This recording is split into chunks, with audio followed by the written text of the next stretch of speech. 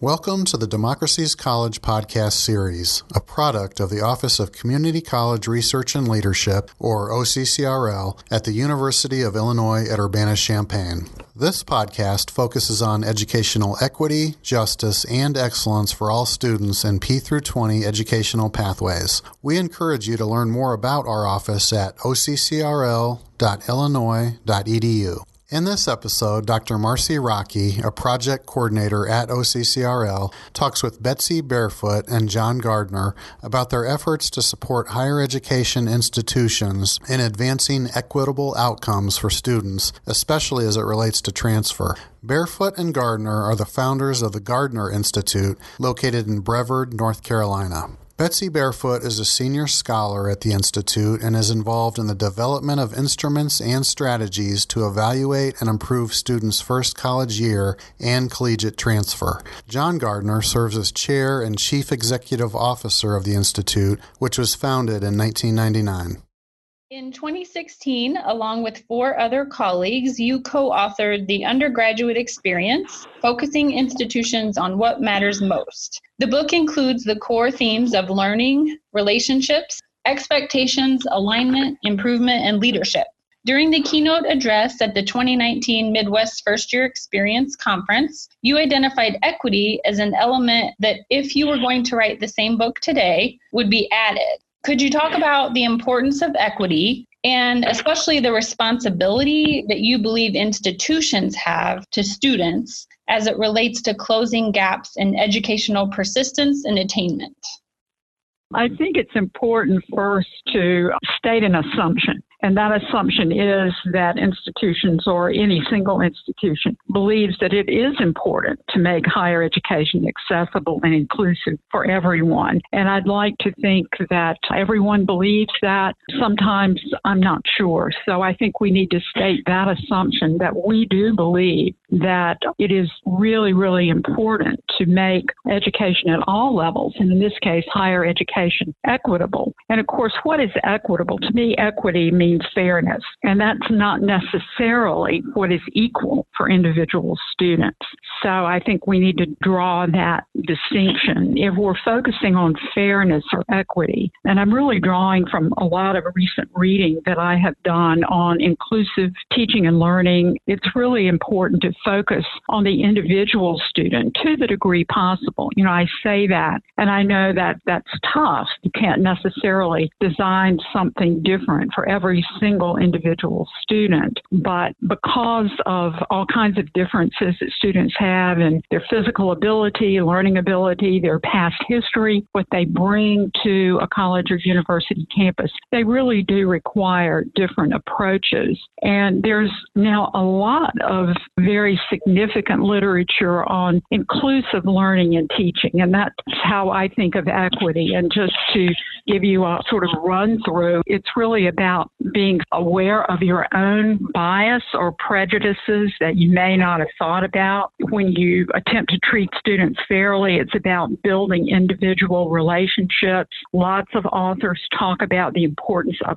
structure, that students who perhaps have had less success in academic life really do need more structure. They need to understand what's going on, why you're teaching and testing the way you are. And the acronym for that now is TILT, T-I-L-T. It's transparency in learning and teaching. And that's a really important body of information for your listeners. It's important to give all students lots of feedback, to find relevance in what you're teaching to their own lives, to help them be more self-confident, to foster active learning. And everybody's heard those words and has their own ideas about what that means. To diversify content, to make sure that you're not just using examples that were developed by Caucasian males, but that you really try to diversify what you're teaching students. One big body of information that I think is really helpful here is what is known again by the acronym UDL, Universal Design for Learning. And that's, again, a good body of research and literature that can help folks assure that the way they're approaching higher education is equitable. Yes, we finished this book, sent it to the publisher. The manuscript was in production before the election of 2016. Betsy and I have said a number of times publicly that if we had been bringing this book to closure after the election, we would have done some things differently. And one of the things we would have done is we would have called out this equity focus as a separate theme. Our original intent had been to embed that in everything else.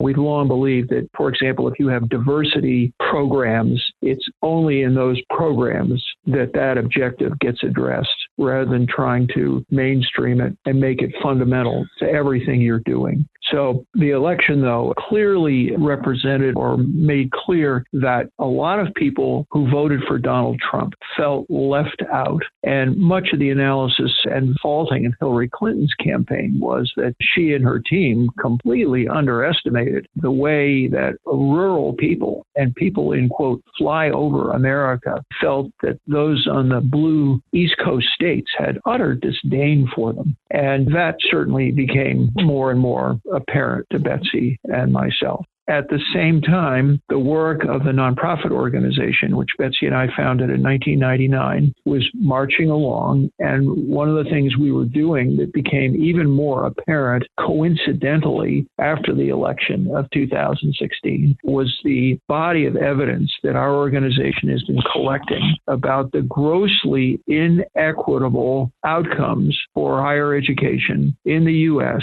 as a function of race, gender, ethnicity, income. And that has taken on such an influential emphasis on the work of our nonprofit. At the same time, our board, they have been encouraging us to be even more explicit about the most important objective of our work is advancing the cause of social justice in our country. So the election in 2016 was a watershed. It certainly had the impact of further raising our consciousness for the importance of this kind of focus. And it also brings up a fundamental question that has spanned the whole history of our country before we were the United States, dating back to the colonial period. And that is, to what extent do our colleges and universities mirror the values of the larger society and, in effect, emulate and seek to recreate the larger society in our campuses versus trying to have campuses that have campus cultures that in some respects stand for an alternative set of values. And in this case, we're part of efforts on many campuses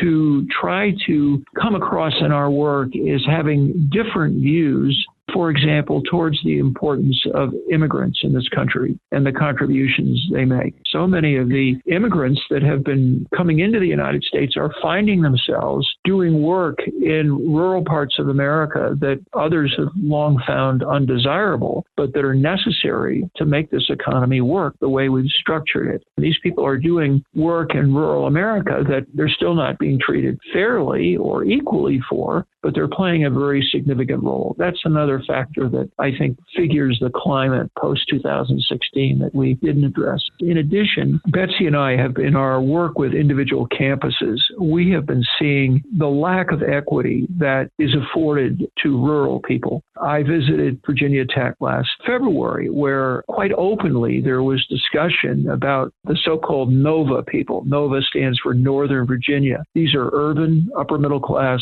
prosperous, overwhelmingly white families and their students who now predominate at Virginia Tech. And there's a lot of recognition that the original people that were designed to be the focus of service for a land-grant university are being neglected. They're not getting the same level of attention. Betsy and I have a couple we know here in our little town of Brevard, North Carolina, that has a daughter who's been very active in trying to promote more equity for rural students at the flagship university here in North Carolina, the public university, University of North Carolina, Chapel Hill, where I think 20% at the most are people from rural counties. And the whole university culture is being disproportionately shaped by all these students who are coming from more affluent, more resource schools that are producing highly competitive students who now dominate in the flagship university, even though that flagship university is being funded from taxes from people who live in many rural areas. In the same vein, Betsy and I were quite inspired by a visit we made to one of a very different kind of University of North Carolina campus,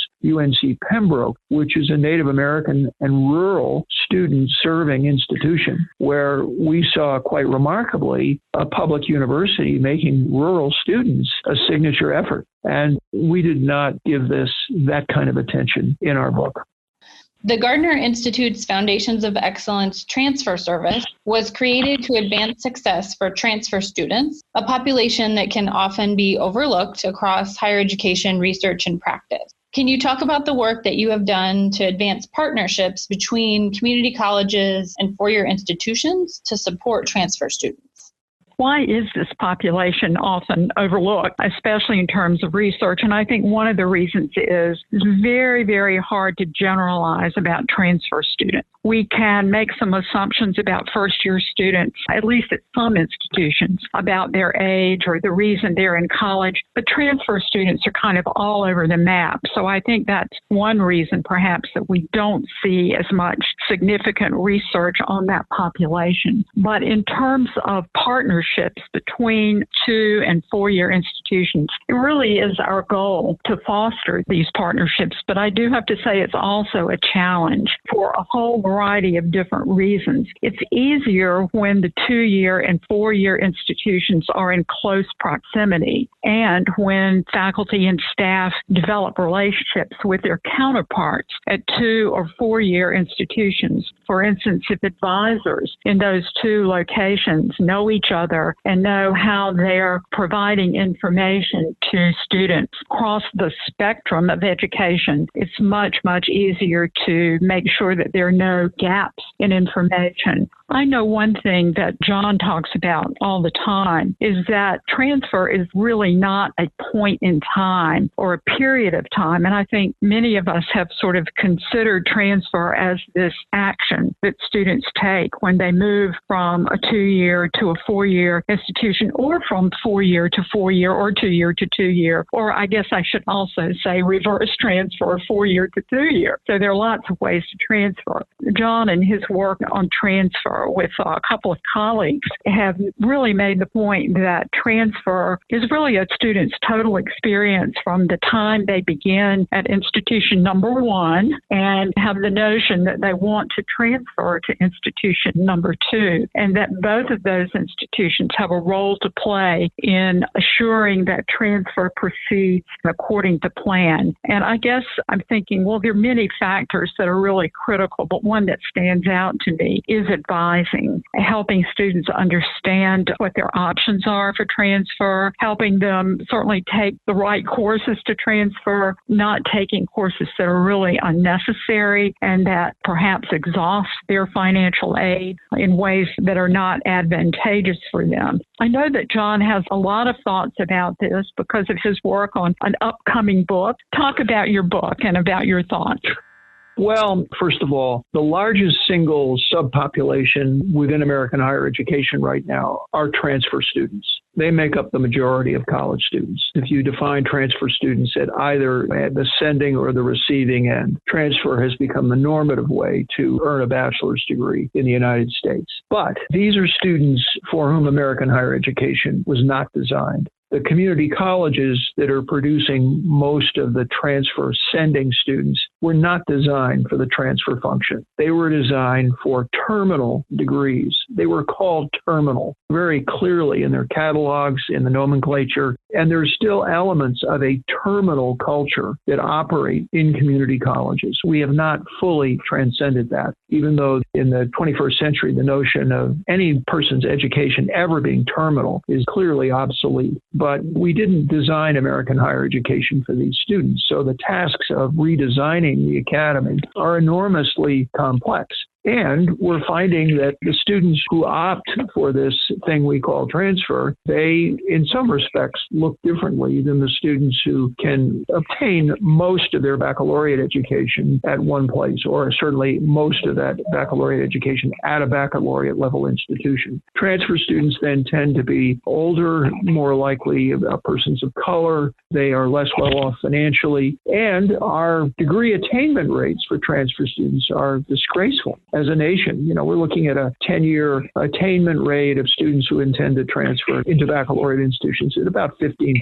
It's pathetic. One of the many obstacles to social justice is the way the transfer function is working. We lay some of the blame here at the way transfer is conceived, the way we educators think about it. And unfortunately, those in educational theory, higher education theorists, student personnel people, I think, have sold us a bill of goods. They have defined transfer as a developmental stage, as a phase, as a transition. We don't buy that. Transfer is the total experience that a student in this country has when she or he starts at institution A, perhaps not yet knowing or thinking about attaining a bachelor's degree, not even knowing if they can do college yet, but gradually finding they can do college and they want to stay in college and they want to increase their attainment rate. Or for students who know they want to transfer. If you don't accumulate any credits, you don't have anything to transfer. So the transfer experience begins the minute you register for courses and start taking courses. It doesn't begin when you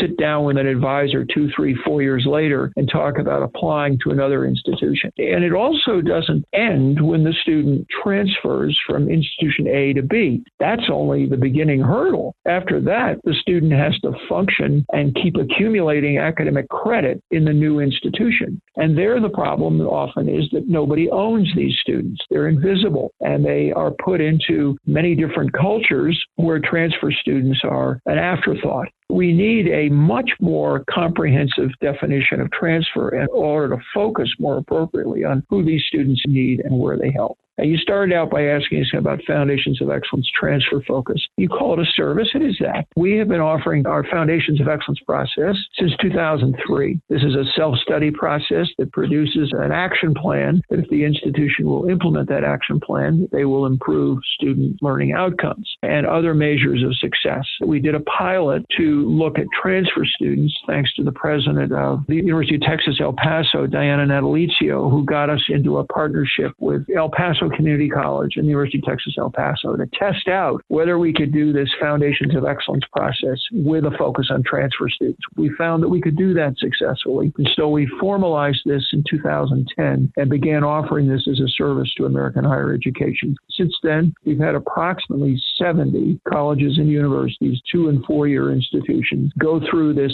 self-study process to design a comprehensive plan, either to improve the sending rates of transfer or your receiving function as an institution where you receive transfer students and you help them attain their baccalaureate level desired credential. We did this in a collaborative framework originally with the 2 institutions I mentioned. Then in 2012 to 14, we had 16 State of Kentucky community technical colleges all working with us in this process. Currently, we have 7 institutions in Tulsa County, Oklahoma, 1 community college, and 6 baccalaureate level institutions, all of them engaging in this process to improve the ultimate bachelor's degree attainment rate through transfer in Tulsa County. We're also working in the capital city of Ohio, Columbus, with a large community college and a private college, Columbus State Community College and Capital University, to improve the successful movement of students between those institutions. We've had 3 other very noteworthy partnerships, and really the only way that you can do this work successfully is you've got to get sending and receiving institutions working through really new structures and processes. And most notably, we've done that with the University of Central Florida, the 2nd largest public university in the United States, and Valencia College, also in Orlando. They have an extraordinary partnership, which they call Direct Connect. Both of those institutions have been in the Foundations of Excellence process. The largest public university in the United States being Arizona State, we've engaged them in our Foundations of Excellence transfer transfer process. They've done amazing work, not only with their community college local feeder, Maricopa, but Arizona State is recruiting transfer students, and I mean thousands of them from all over the country, from Illinois to California. They are the largest transfer institution in the country in terms of their scope and the focus of their work. Another notable partnership was between Indiana University, Purdue University, Indianapolis, and Ivy Tech. Again, IUPUI previously being like a community college until the Ivy Tech system was developed some years ago, and trying to, again, increase the baccalaureate degree attainment. So we think that partnerships are central to doing this work, but you got to have a plan, and you got to implement that plan, and you got to make transfer students a priority. We were fortunate enough to receive back in 2016 a planning grant from the Gates Foundation to advance our work around transfer students, and one of the outcomes of that grant is a forthcoming book from Stylish Publishing that'll be out in 2020. We're calling it a handbook because it's going to present all kinds of strategies for dealing with transfer students, including a much broader definition of who these people are and what transfer means. Thank you. I look forward to the book. Thank you for sharing that. So as scholars and consultants that advocate for institutions to invest in programs and initiatives that support students at different transition points throughout college, so including the first year of college, including transfer, how important are these kinds of programs to advancing equitable outcomes for students across higher education?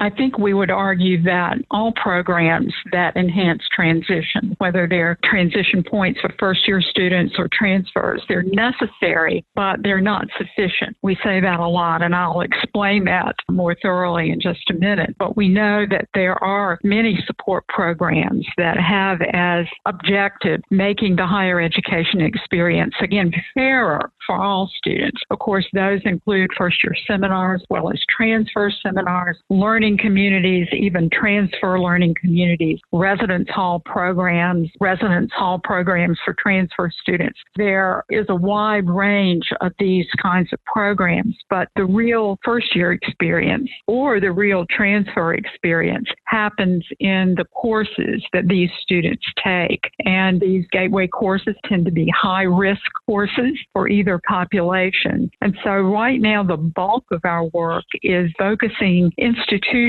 on the quality of, again, teaching and learning in these generally large, very important gateway courses, either gateway to the entire college experience or, in the case of transfer students, gateways to the major. And we're finding some somewhat surprising, maybe not so surprising differences in student performance in these courses that varies by gender, socioeconomic status, and race. And it's very troubling, the results that we're seeing, in that often Hispanic students or African American students perform at much lower levels than do Caucasian students. So we're really encouraging institutions to focus in here on those courses in addition to whatever else they're doing to support students. But the truth is, you can have the most wonderful support for students, but if you don't do something about the courses, the students are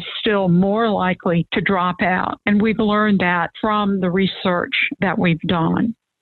Yeah, I'd like to reinforce that, but I'll put it in somewhat of a historical context. Very specifically, when our country adopted the Higher Education Act of 1965, in my judgment, was one of the most important actions that our Congress has taken in our history, because it made possible higher education for vast numbers of students for whom the academy was not designed. The only other experiments we had with this in our country was, one, the Land Grant Act, which produced universities like yours, and then the Veterans Readjustment Act provided higher education support for our citizens who served in the armed forces. But this was much more fundamental. And what we've done primarily in now pushing 60 years is we've tried to change the academy by adding what you call programs and by developing a whole new profession. We still call it student affairs, but now there's another new profession that Betsy and I are involved in a study trying to measure where it's going, and that's this new profession of student success.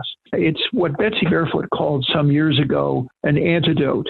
We would argue that the most significant problems that these students are having in higher education success is doing successfully the academic work that we demand of them. And we've created all kinds of initiatives that are antidotes designed to ameliorate the challenges of the classroom experience. And many of these programs have made very positive contributions. Betsy and I were very involved with one, the so-called first-year seminar, that's had a big impact on teaching students how to do college. But fundamentally, students are or are not completing college because of their grade point averages and their ability to keep financial aid by making satisfactory progress.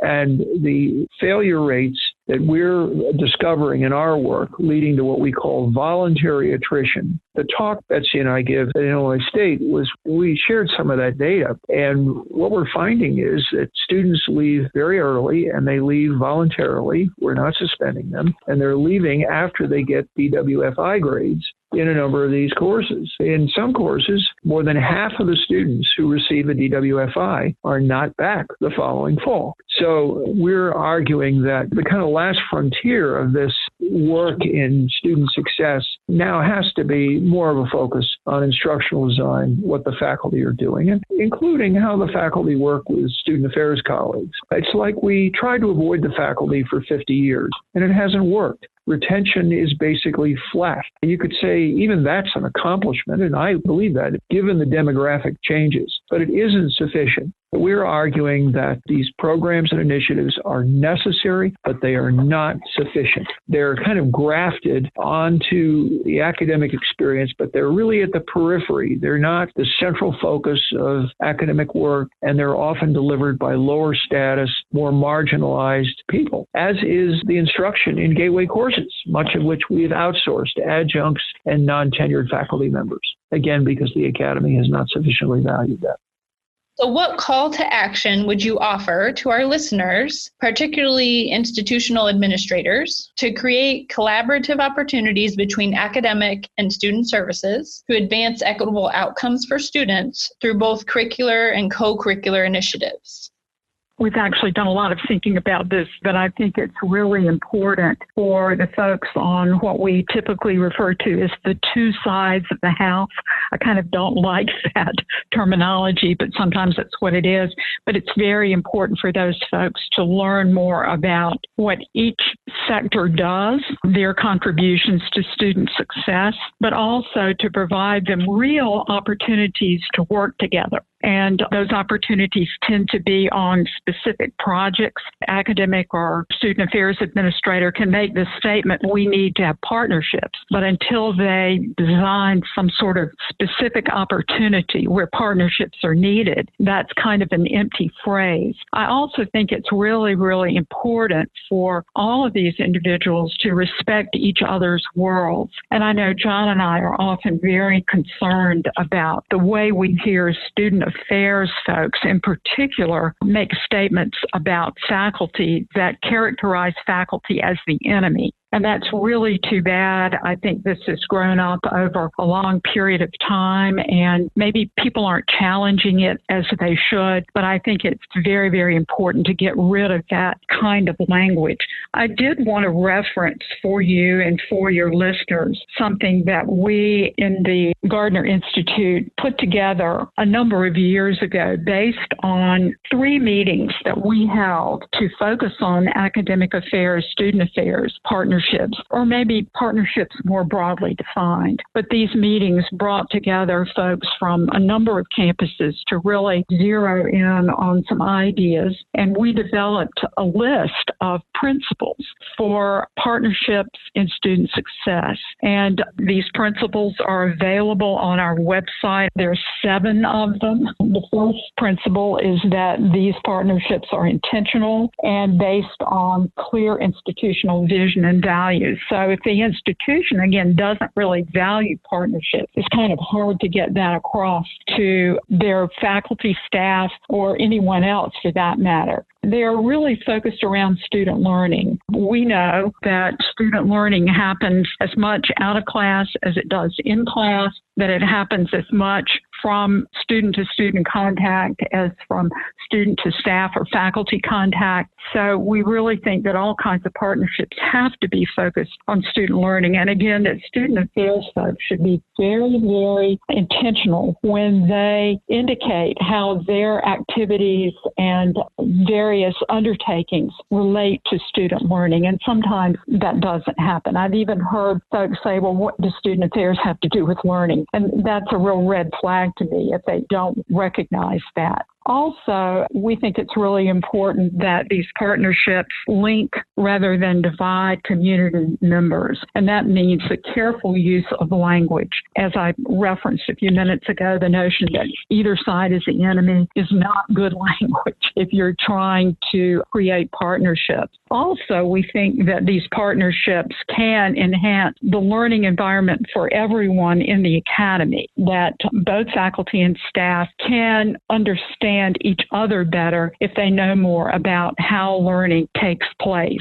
Of course, we think they should reflect diversity and inclusion. We think that these partnerships depend not only on individual relationships, but also, and more importantly, on formal institutionalized connections. The problem with individual relationships is once one of the parties leaves, moves on to another place, sometimes the partnership goes by the way. So we think it's really important that these become formalized. And finally, we think that partnerships are good, but that they also do have a profound impact on the institutional environment and ultimately on learning. If any of your members want to get access to these, they're in the public domain. I would like to make just a few statements about your question concerning rural students. I guess I wasn't a rural student exactly, but I certainly come from a rural area, and I had cousins who grew up on farms who went off to the big state U, who spent about 2 weeks and left and came home because they were dreadfully homesick. You know, I've known this experience, but I think it's very complex. And again, if you're a student from a rural area and you go to a college very close to your home, perhaps the transition isn't as severe. If you go to the big state university where a class may be larger than your hometown, that's a very, very different experience. I think that it boils down, to the degree that you can make this happen, it boils down to relationships and helping those students develop relationships with human beings on campus, especially with other students who come from their same situation or perhaps their same neighborhood. My own experience with getting into this whole topic was when I edited a volume of New Directions for Higher Education that focused on Native American graduate students. And there are not many of those, as you probably know. I mean, literally handfuls around the country, mostly in the West, but especially upper Northwest. And in reading the various chapters that made up that volume, they continued to emphasize respect for the institution, to respect the culture of the students, for them to allow students to negotiate the home culture as well as the institutional culture. And again, the importance of relationships with individual people, with other students in the same circumstance. So I think it's really interesting from a research perspective. Betsy really addressed it, but with my own research focusing on the impact of geography on access to higher education for rural students, can you talk a little bit more about your own work with institutions that are being intentional about outreach and support to transition rural students into higher education? Yes, I have direct experience of that, including as a former college student. I went to a rural college. I went to Marietta College in Marietta, Ohio, town of about 15,000 in southeastern Ohio, very rural, Appalachian, very conservative. And this was in the early 60s, but it's still the same. And I had come from an affluent New England suburb in Connecticut. And this was before the Higher Education Act. So the modern infrastructure for higher education as we know it hadn't been built yet. And the East Coast was a net exporter of students out to the Midwest, and a lot of us ended up on rural campuses. So I experienced this, and it was a wonderful experience for me. Eventually, the college then is not the same college as now because it didn't have any formal initiatives, programs, efforts to make students feel more comfortable and assimilated. So it's a very different place now. And I experienced as a student that the ultimate integration for me in a rural environment came as a result of some things that faculty did for me and also fellow students, particularly one student who had enormous influence on me, who noticed I was not doing well and noticed I wasn't taking any notes in class and showed me how to do that. And such a simple, really basic academic skill that I didn't have. Once I started emulating him, it transformed my academic outcomes. I think that there are things unique about rural students, but there are also things where they have a lot in common with students from many other sending environments.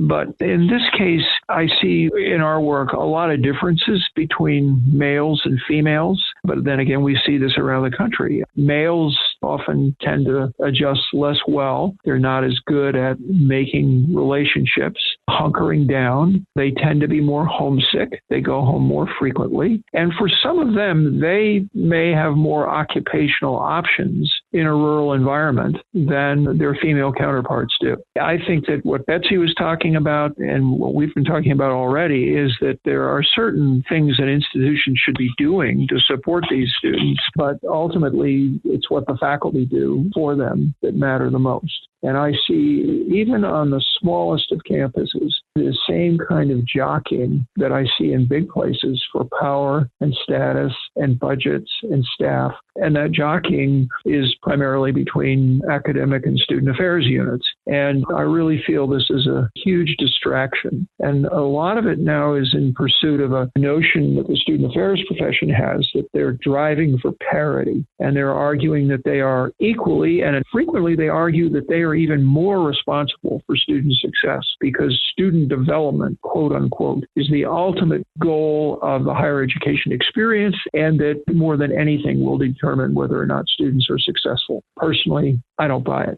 I think it's extremely necessary, and I have long been an advocate for all that my student affairs colleagues do to support the student academic functioning. But I think our priorities are really out of whack. I guess partly I think it's unrealistic that a new profession that at best is about 50 years in establishment, in a few places in research universities it's older than that, but that this will somehow displace a lot of the power of a culture that goes back 1,000 years, namely the culture of the professoriate. I just think it's totally unrealistic, and it leads to a lot of misspent energy. One of the things that we're following and trying to collect some data on right now is this new profession of student success. And we've got a national survey out right now trying to collect some data on this. But what I'm seeing anecdotally is that a lot of student affairs units are having partial dismemberment and having a number of their functions realigned into what's called student success. And that now we've got student success programs in both student affairs and in academic units. And again, I want to ultimately try to be able to substantiate this empirically, that my sense is that because this work on helping students adjust to college is now more established, you've got more academic people leading this work. And so these student success initiatives are more likely to be more academic in nature. This is a very interesting landscape to follow. I think it's going to take a lot of readjustment on the part of what student affairs colleagues are doing. On the positive side, I find the most progressive members of the student affairs profession are arguing that fundamentally higher education is about learning, and you've got to more broadly define learning, admittedly, but that the goal of student affairs work, whether it's in a rural serving institution or any other kind, it ultimately has to be in support of learning. And if what you're doing does not support the formal learning mission of the institution, you shouldn't be doing it.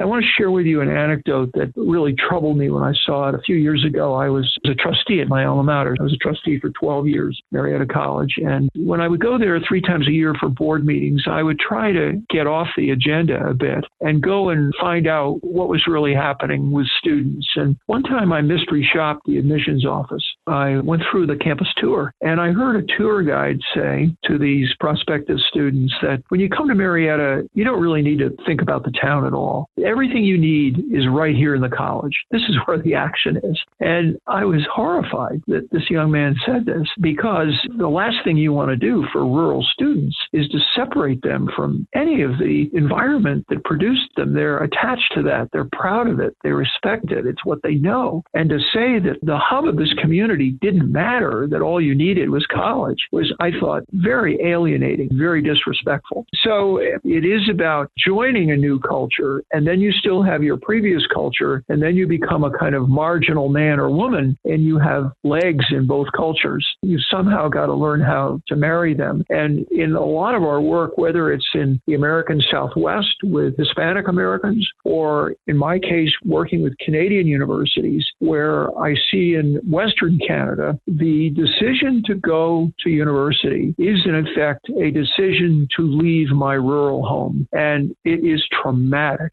for students and families, because you go to the University of Edmonton and the University of Calgary or Regina University in Saskatchewan, and the odds are very great. You're not going to go back to your rural community because you're being prepared for an occupation that's going to take you predominantly to urban areas, or it's going to take you to other countries to work in the energy industry. And so going to college literally means separating from home and family. So one of the things that I think has to be done, especially for these kinds of students, is we've got to find some ways to integrate the family into the college experience. And that's, of course, something we've tried very hard to get away from. We got rid of in loco parentis for a good 30 years. We totally got rid of it until the Cleary Act of 1990. That's pushed us back into it. And then money has pushed it back into it in some places, particularly the elite and the expensive places are now engaging with families to cultivate them and to raise additional money from them. But I think for a lot of the environments you're looking at, it's not about raising money and it's not about cultivation. It's trying to act on the recognition that working with rural students, it's a total life experience,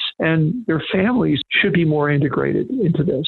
Very early in my career, I did a consultancy with a state college in Nebraska, and they were having a significant problem retaining students. And I did a focus group with students and a visit, and I learned that one of the things some of the students missed were their horses. I met students who missed their horse more than anything or anybody. And so I suggested to the college that they get into the business of leasing stable space so that students could bring a horse to college. And they actually did it. The higher education is not one size that you set down anywhere and you do the same things. There are adaptations that need to be made based on really understanding who your students are. We're working with a rural public university right now in a project, and we did some focus groups with students, and we were reminded about how sensitive rural students are to what their faculty and staff say about the local environment. Often well-educated people who are not from rural environments, but who've chosen, maybe because they can't get employment in more urban areas, to be in these rural environments. They often make very disparaging comments about what is not available to them. And